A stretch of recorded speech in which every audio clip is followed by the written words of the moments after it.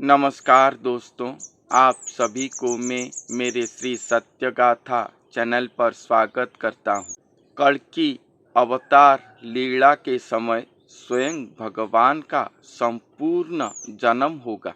आज इसी टॉपिक के ऊपर आपके सामने उपस्थापन करूँगा कि संपूर्ण जन्म क्या है, वो कहाँ पर संपूर्ण जन्म लेंगे। महापुरुष अच्युतानंद दास जी ने अपने 13 जन्म शरण मालिका पुस्तक पेज नंबर 16 पर लिखे हैं कि भानु सात्व एक होइबे अनेक ए गुप्त अयोध्यापुरी सुतीक्ष्ण आश्रमे करिबे विश्राम प्रभु नीलाद्रि बिहारी। भानु सात एक होइबे अनेक। भानु का अर्थ सूर्य होता है।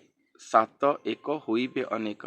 जब कल्कि अवतार लीला का समय होगा या कल्कि अवतार चल रहा होगा, उस समय धरती पर अनेक भानु निकल कर आएंगे जो अपने आप को इस धरती का सूर्य अर्थात कल्कि अवतार या वो महापुरुष कहेंगे। उस समय एक गुप्त अयोध्यापुरी प्रकाश होगा, जो कि मैंने पिछले एपिसोड पर कहा था कि कल्कि अवतार जो आएंगे वो गुप्त अयोध्यापुरी प्रकाश करेंगे। तो उस समय एक गुप्त अयोध्यापुरी प्रकाश होगा। सुतीक्ष्ण आश्रम में करीबे विश्राम प्रभु नीलाद्रि बिहारी। प्रभु नीलाद्रि बिहारी अर्थात श्री जगन्नाथ महाप्रभु एक आश्रम पर विश्राम करेंगे, अर्थात वो श्री जगन्नाथ धाम पर रहे श्री मंदिर को छोड़कर एक आश्रम पर विश्राम करेंगे और वो आश्रम को सुतीक्ष्ण आश्रम कहा जाएगा। प्रलय अंतरे सत्य उपजीव भक्त अंगे बिहरिबी संपूर्ण जन्म होइथिबो राम नीला खेलारे मातिबी। प्रलय अंतरे सत्य उपजीव, जब कलिजुग की घोर पाप के कारण प्रलय आ रहा होगा या प्रलय का समय चल रहा होगा, उसी समय सत्य धरती पर आएगा। सत्य तो स्वयं भगवान ही है, वो धरती पर आ गए मानो सत्य ही आ गए। भक्त अंगे बिहरी भी, एक भक्त के शरीर पर वो विहार करेंगे। संपूर्ण जन्म होइथिबो राम नीला खेलारे मातिबी। भक्त के शरीर पर वो संपूर्ण जन्म लिए होंगे और जन्म लेकर वो भक्त के साथ नीला खेला अर्थात खेला लीला पर मस्त रहे होंगे। संपूर्ण जन्म का अर्थ क्या है?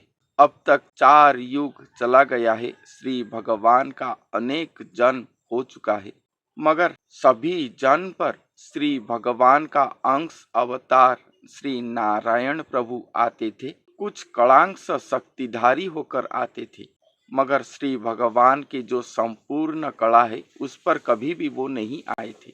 द्वापर युग में स्वयं श्री कृष्ण प्रभु अवतारी पुरुष होकर आए, मगर वो भी श्री भगवान के संपूर्ण अवतार नहीं थे। द्वापर में जब वो गोपपुर पर थे, तब इंद्र की प्रकोप से प्रबल वर्षा हुआ था, जिस वर्षा को वो रोक नहीं पाए थे, मगर अपने हस्त पर गोवर्धन गिरी को उठाकर गोपपुर वासियों की रक्षा करी थी। श्री कृष्ण भगवान के अंत समय पर जब द्वारिका नगरी समुद्र के गर्भ पर लीन होने जा रहा था, तब वो समुद्र को रोक नहीं पाए थे, क्योंकि वो सीमित शक्तिधारी थे।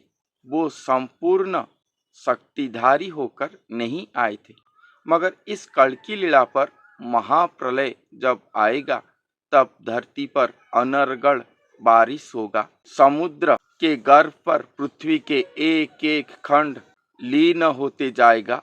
महाप्रलय को रोकने के लिए श्री कृष्ण भगवान का सीमित शक्ति सक्षम नहीं होंगे, इसलिए स्वयं भगवान निराकार भगवान का असीमत्व, असीम शक्ति या अनंत कोटि कला शक्तिधारी स्वयं भगवान का आवश्यकता है। इसी कारण स्वयं श्री कृष्ण भगवान या नारायण प्रभु, जो हर युग पर अवतार लेकर धरती का भारा हरण करते थे, वो श्री नारायण भगवान इस बार भक्त के रूप में अवतार लेंगे।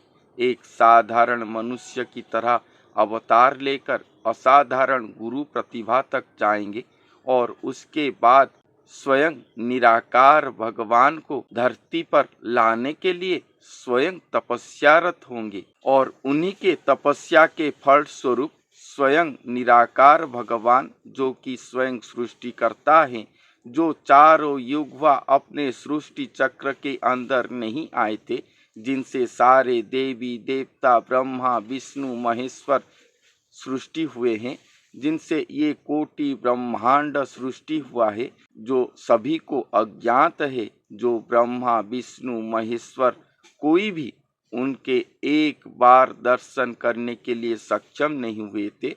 भक्त जक्ष किन्नर देवी देवताओं के बात तो छोड़ो, वो स्वयं भगवान इस कल की अवतार लीला पर स्वयं मानव देही होंगे और वो स्वयं भगवान इस कल की अवतार लीला पर वो नारायण हरि भक्त स्वरूप के शरीर पर संपूर्ण अवतार लेंगे, अर्थात स्वयं भगवान का संपूर्ण अवतार होगा। यहाँ पर कहें कि संपूर्ण जन्म हुई थी वो राम नीला खेलारे माती, संपूर्ण जन्म होगा स्वयं भगवान का और वो भक्त के भक्ति पर स्वयं भगवान